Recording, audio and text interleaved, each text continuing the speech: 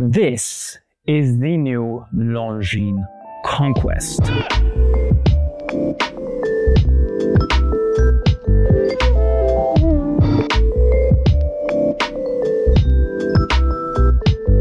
So last year, Longines updated their Conquest line with a 41mm and a 34mm. And there was kind of a gap for, well, people like me that have smaller wrists. With 7mm of difference between 34 and 41, there was, well, a void to fill. And Longines listened to their community, to their collectors, and introduced a 38mm version. So before I talk about why I like the watch itself, why you should consider it, let's talk about the specs itself. We have a 38mm case diameter. We have a lug-to-lug of 46.8mm. We have a thickness of just under 11mm. And we have a very reliable movement with 72 hours of power reserve. That is finished. There's also an open case back to have a look at the movement itself. Obviously, it is a ETA-based movement that Longines finishes and, well, tweaks to their liking. What's pretty impressive about these kinds of watches is that this watch has 100 meters of water resistance. The watch is made out of steel.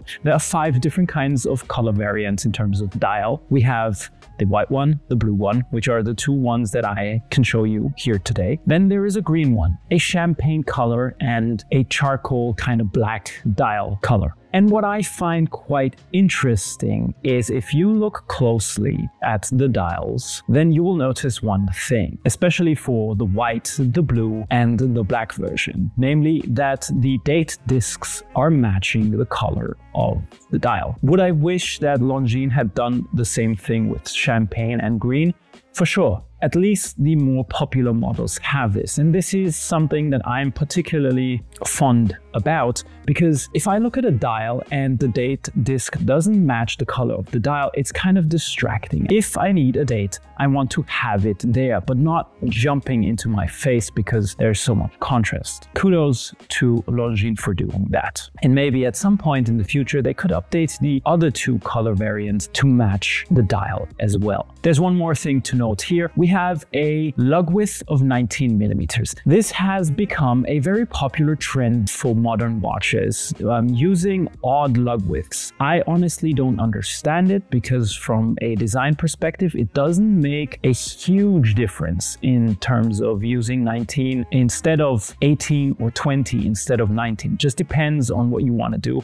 And it does open a lot of possibilities in terms of styling. At least at Hirsch, we are doing our best to add more 19mm straps to our collection. But for example, for these 2 pieces, I didn't really have something to, well, style them with. One more thing to note, the watch comes with a steel bracelet. Very reliable, sturdy steel bracelet, which is nicely done. Doesn't catch my hair on my wrist, so it doesn't hurt. It feels quite nice on the wrist, even for someone like me that particularly doesn't really, well, wear metal bracelets as such. I miss one thing. A quick adjustment on the bracelet would have been very nice. A lot of brands are doing it right now. I think in the future this could be an update potential for the watch, because it doesn't really interfere with the whole watch itself. It's just a tweak for the bracelet itself, or changing the bracelet itself for the watch. So this could be an improvement for the future. So let's talk about the watch itself. If some of you remember, back a couple of years, the Conquest was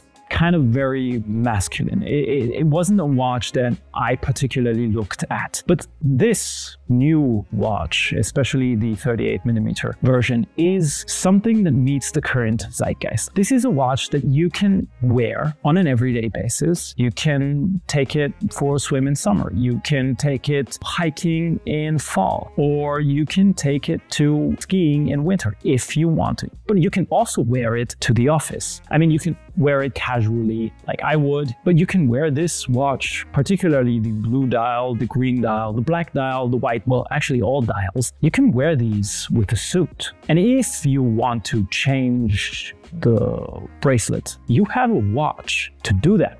I mean, 19mm is kind of a tricky size, but you can do it. and we have a selection of 90mm straps, and we are adding more and more in the future. So this is a very versatile watch. It doesn't interrupt your personal style. It's just there, and it looks good. You have the nice sunburst style, which is very nice to look at, and you have small little details on the dial that just make this watch feel refined. Like, for example, the rings that interrupt the minute markers from the actual sunburst style. This is a very subtle design element that just elevates the watch itself. This is the way to go, especially at this particular price point. In euros here in Austria, the watch is priced at 2,300 euros, which is a very competitive price, especially in this range of watches. You get a lot of watch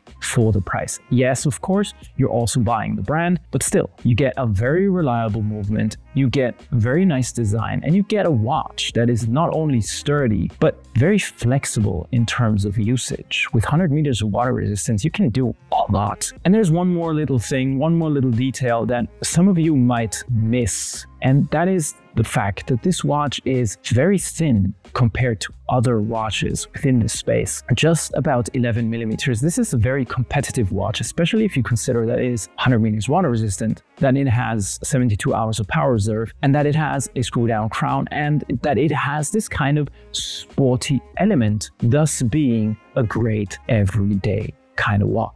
So what other watches do we have that I might consider similar? You have to spend a lot more to, for example, buy a new Rolex Datejust. This is kind of the space that we're looking at. There are other brands, for example, Nomos, that are doing a great job with the club, but still, this particular watch, especially in the range of the bigger, more premium Swiss luxury brands, is a watch that I would recommend my friends buying if they're going to buy a new watch. Here you have it, the introduction of the Longines Conquest in 38 millimeters. It sits well on my wrist, it wears well, and the colors of the dials are a nice addition to just give a wide variety of consumers options to choose from. And this is what I like about the brands right now. They're just a bit more open in terms of colors. What do you think about the Longines Conquest? Leave your comments down below and let me know what your thoughts are. Would you consider buying this watch? Would you consider adding this to your collection?